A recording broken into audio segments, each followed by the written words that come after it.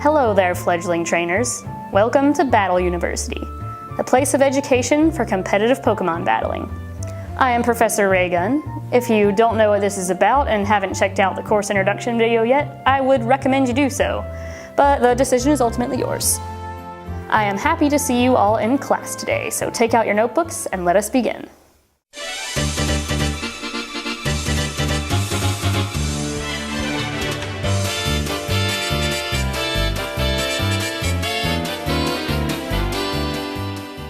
Since this is our first lesson, we will start with the very basics.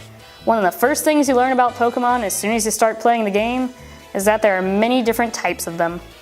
You pick between a water, fire, or grass type Pokemon as your starter, and then you begin your adventure. All the different types have different strengths and weaknesses, and this forms the core of the franchise's gameplay. You've likely figured this out pretty quickly. Water beats fire, grass beats water, fire beats grass. Come on, this is kid stuff. But then there are some that are a bit harder to remember, like ground is weak to ice because when the ground is frozen it can shatter, I guess? Or because snow covers the ground? I don't flippin' know. Come up with whatever mnemonics you want, but if you don't know how types work, then you aren't going to get very far. So look up the type advantage chart for the particular generation that you are playing and learn it. Some type advantages change across different games in the series, for balancing purposes, you know. So make sure that you have the right information and the right chart for the game that you are playing. But enough of that kindergarten review stuff. Just remember that the types offer a system of checks and balances. There is no arguably best type, because no matter what type you choose, there is something out there to counter it. But this is a good thing, because then all of the Pokemon are strong and weak in different situations. No one Pokemon beats everything, and every Pokemon has the opportunity to be useful. Right? Well, that's the theory anyway. Now, if you really want to get into battling competitively, you're going to need to stop looking at your Pokemon as individuals and start looking at them as a team. One of your Pokemon is going to have a weakness, but your team doesn't need to have any. There are multiple type combos that can lead to a competitively balanced team. There is no one right way, especially with dual types and abilities that can change how types interact. Now, I mentioned before I'm going to have some guests on this show, and here's our first one. This is my colleague, Professor Nexus, here to explain to you some more ways in which types interact, and how you can use these ways to make your team balanced and fill in any holes in your defenses. Hello, welcome to Battle University. My name is Professor Nexus, and I will be one of your instructors.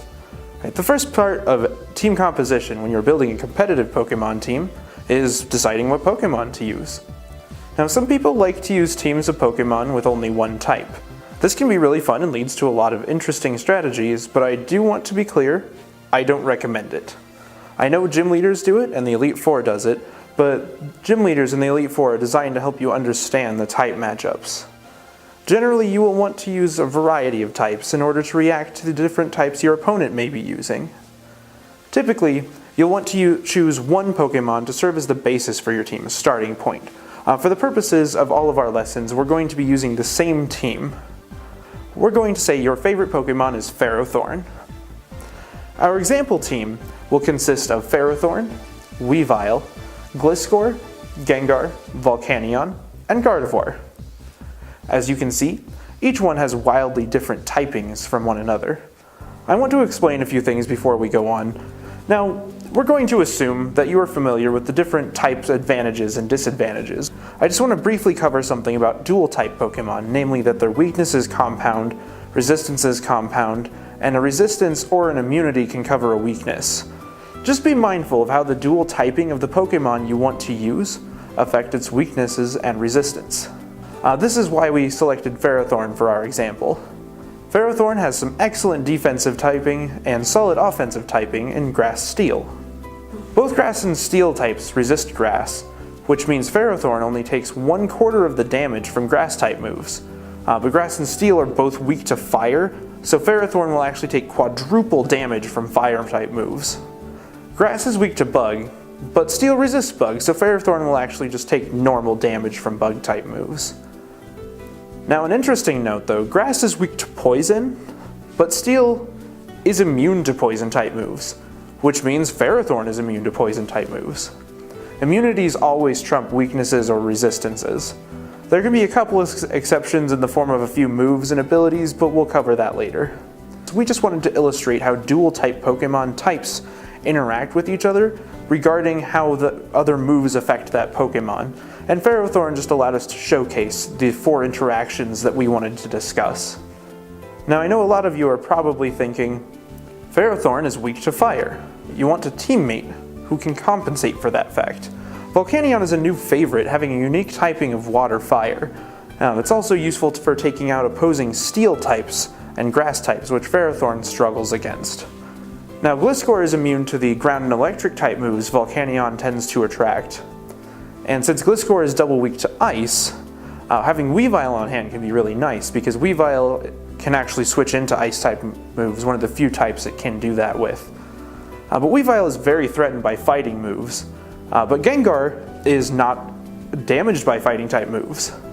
And finally, Gardevoir can sponge the psychic type attacks that take out Gengar. Gardevoir is weak to poison and steel moves, but Ferrothorn isn't bothered by either of those. Now there are some circumstances we haven't brought up regarding the synergy of these Pokemon, but we really just wanted to show you a potential interaction. Some types are also immune to certain status effects. Poison and steel types can't be poisoned or badly poisoned. Fire types can't be burned, ice types can't be frozen. As of Generation 6, electric types can no longer be paralyzed. Ghost types can't be trapped, which means they can't be forced into a situation where they can't switch out or run away via moves like Mean Look or abilities like Shadow Tag. And grass types are now immune to any moves with the powder or spore descriptors. Think Stun Spore and Sleep Powder. As a last note, some abilities and items can grant immunities to some types or moves or status conditions, but we're going to cover that in a later video.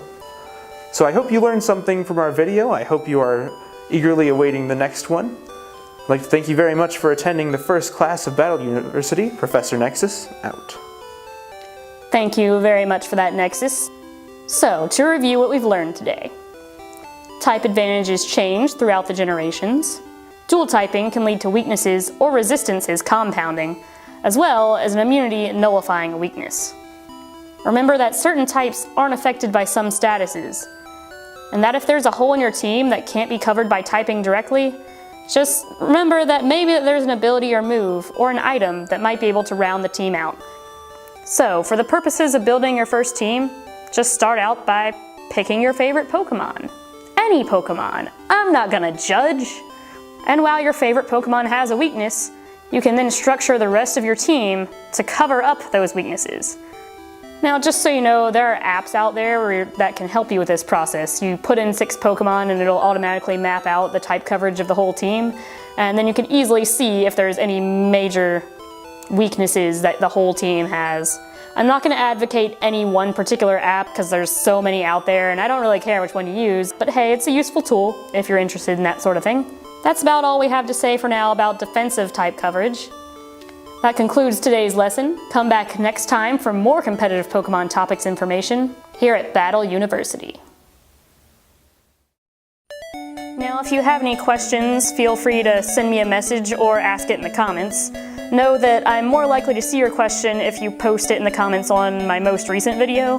Now, I'll either reply to your question directly, or if I feel the answer is really complex, or that the answer to the question would be very constructive and informative for the whole viewer base to know, I might answer it in a comment response video. Please check that your question hasn't already been answered in a past comment response video or one of the other lessons. Also, if you're scrolling through the comments and you see someone else's question and you know the answer to it, feel free to help them out. Like, I advocate peer learning and support. Also, I am totally open to any suggestions, constructive criticism, or just some information you think I should add to the series, or any ways you think I can improve it. So, thank you for watching Battle University. Class dismissed. Be on your way and keep striving to be your very best.